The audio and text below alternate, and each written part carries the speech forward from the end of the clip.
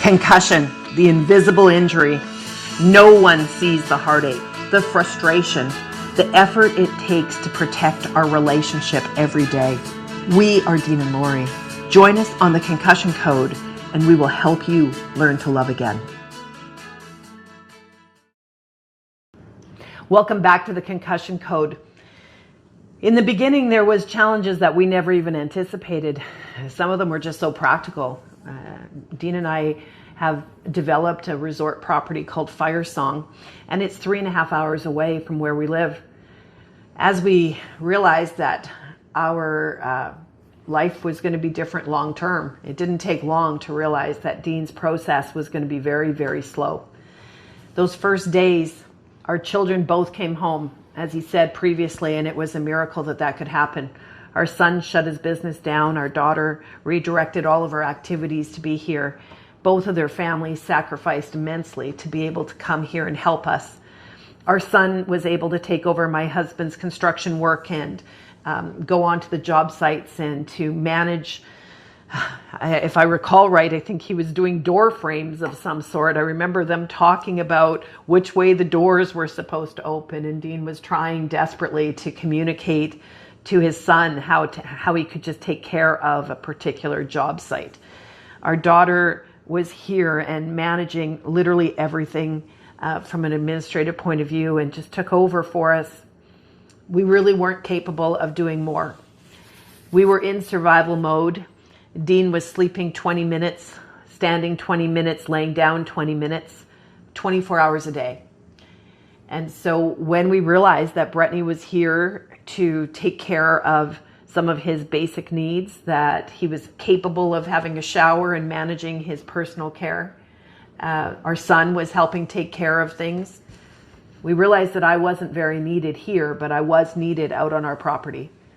And so at day 5, I left and went back, and I never saw Dean literally more than 5 times in the next couple of months. But that was part of our urgency. That was part of our survivalism. Just because you've had an accident doesn't mean that life stops. It doesn't mean that your income continues. It doesn't mean that your workload lessens. It doesn't mean that everything stops because you had an injury. It didn't. And one of Dean's highest anxieties was the fact that we have a beautiful resort property, fully functioning and under development, that needed to be managed. I needed to step into my role and his role and go back and do what needed to be done. I needed to do whatever needed to be done, and he needed me to do it. I knew the very best way that I could help Dean was to go take over and manage our resort. That's not really what I wanted to do. I don't think that's what we would have done if we had time and money completely under control. I probably would have preferred to have a different manager out there, somebody else that could be there so I could be here to be an emergency person for Dean. He was staying by himself. We have amazing friends. One of the few things that Dean could tolerate or even felt interested in eating was Ukrainian cabbage rolls. And a dear friend of ours, Marlene Krokosh, would cook and bring Dean halapshi over and over and over. And that literally was the main thing that he would eat. We had neighbors that when they put the garbage out, they put our garbage out and they put their head in the door to see if Dean was okay. We had to do what we had to do, and it wasn't optimum, it wasn't ideal. But again, we had to put our own needs aside to deal with what needed to be dealt with. And Dean's anxiety was probably one of the biggest things that needed to be dealt with. And if that's what I could do, that's what I would do. And so I had to put my soft-hearted, kind-hearted caregiver personality on hold, and I had to become a manager. I had to become a director. I had to become what I'm not. And I'm telling you, it was probably healthy for me because I had no time to grieve. I had no time to cry. I had no time to feel sorry for myself or to feel sorry for Dean. We had to do what we had to do. But what happened is I had no one to talk to about managing the resort. I knew how badly hurt he was because he never asked me any questions. He never asked how any of the projects were. He never asked me how the staff were managing. He literally had no room for that project either. And not that I needed it, but I have to say it surprised me that something that triggered so much anxiety, once he knew there was a caregiver there that would take care of it, he literally dismissed it from his mind. That's what he had to do to cope. And I was willing to do whatever he needed me to do so he could cope. Yeah, so like Laurie said in the beginning, and we're talking about a couple of weeks into my injury, and we were just trying to survive. That's exactly what we're trying to do. And I'm fortunate and blessed to have Laurie, who was able to go out there and replace both me and be herself on the job site or on the resort, which was an active resort. Like we had people coming and going, and we had staff coming and going. It was a very, very busy summertime. It was in June when I had my accident, so the beginning of summer. And I was at home here, and Laurie's right. I did just block it out of my mind because I knew I couldn't do anything about it anyways.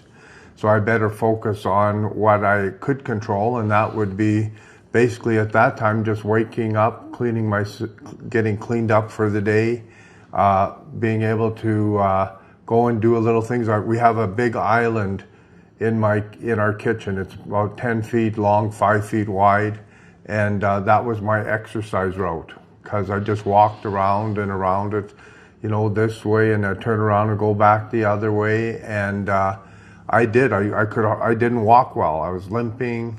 My whole body was not cooperating, and I used to, before that, I would work 10, 12 hours a day, every day, 6 days a week, and not think anything of it. And I think that's one of the things that happened. Now I'm down to walking around an island in the kitchen for 15 minutes and being totally exhausted. And then I'd go out again and try to water a couple of more flowers, and I'd come back in and I'd just think like, holy, what am I going to do for the whole day? And Laurie's right, I didn't eat very much. I wasn't really hungry. I did love Marlene's cabbage rolls, so I did eat those. And I'd space them out. She'd bring them, and I'd space them out over a 3-day period of time that I had cabbage rolls. And other than that, I ate lots of soup. That's all I felt like. Before we go any deeper into our journey, I want to take a moment to remind you to subscribe to our channel. This is an amazing journey of discovery. We are real people sharing real challenges, so subscribe and don't miss out on our real solutions. Click now. And I'd have Brettany and Russell and their kids come over and visit us. One thing, our son, he is from Cranbrook, and so he's 8 hours away from us. And he did his best to come here and be with us in the beginning, but he has a family and he has his own businesses, and he had to go home and do that. And they had their needs. And so I didn't want to be the reason that people were giving up huge chunks of their life too. And I just knew I just needed time. So I just told everybody, you know what, I just need time. I can walk around the island by myself. I can water the 2 pots or 3 pots maybe I could do in a day. Like I'd water 1 pot, come in, have a rest, go out and water another pot. So I was probably up to 2 or 3 pots of flower watering at a time. And those were wins for me. Like I'm not making light of it. Those were wins for me. I'd started going to physio, and I know when Laurie figured out that I was driving myself to physio, she was not happy. But I had to feel like I was doing something. And I was careful, but I did hear about it. And but I did my physio. Things improved, very slowly, but they did improve. And every time I went back, and then I'd go back and see Dr. Lim, and we'd go over it, and he would talk to the physio and see if there's some different things they could do to try to make it go faster. In the beginning, it was more about the physical injury to the neck, and then over a short period of time, they all figured out that it's a concussion that's a bigger issue than the neck injury. And so that's kind of when that all started. We kind of changed to treating the concussion as compared to treating the neck injury. So that was a big change.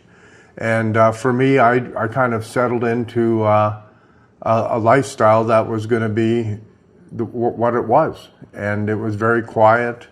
Like I said, just wake up in the morning, get cleaned up, eat a little bit.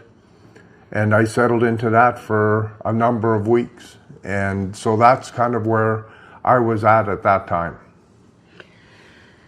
Oh, just to even go through this, to share this with you is emotional for Dean and I.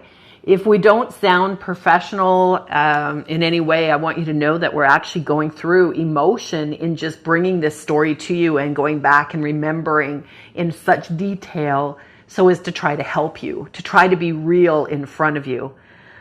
You know, Dean left the property, I think it was on June 17th, and he never was able to get back there until November 3rd. He couldn't tolerate driving. He couldn't, he would throw up. He couldn't get to the property. We couldn't even put him in a car and take him there. He was nauseated and so uncomfortable. He was in so much pain. We couldn't get him there. And so his first time back was November 3rd from June 17th, leaving in that ambulance. In the beginning, when they asked him how much movement he had, he would move his eyes from left to right, and his neck would move less than 2 centimeters. He was so hurt. His neck trauma was very, very real. And let alone the concussion that was really the underlying issue. The neck would heal. The concussion is taking more and more effort. He settled into a lifestyle that he was actually going to be okay with. He was quiet. He was sullen. He was not sharing his life. At one point, he had our home appraised and he actually put it on the market without talking to me. I thought that was maybe a bit bold. I want you to know that it wasn't because he was trying to leave me out or trying to sell it from underneath my nose. It had nothing to do with that. He did not know if he would be able to live here and work in Saskatchewan. And the only way that he could see being able to help us secure ourselves financially is if we sold our home and we moved to our property.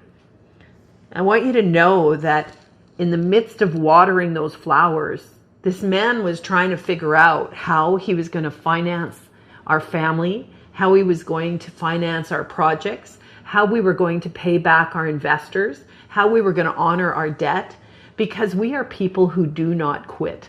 We are people who do not walk away from our responsibilities. And in fact, we are people that will do whatever it takes. He has that mindset with dealing with post-concussion syndrome, but the reality is it's not under his control. He doesn't get to pick if it's a good day or a bad day. He does not get to pick if he's tired or not tired. He does not get to pick if he's going to work a 6-hour day or a 12-hour day. His body gets to choose.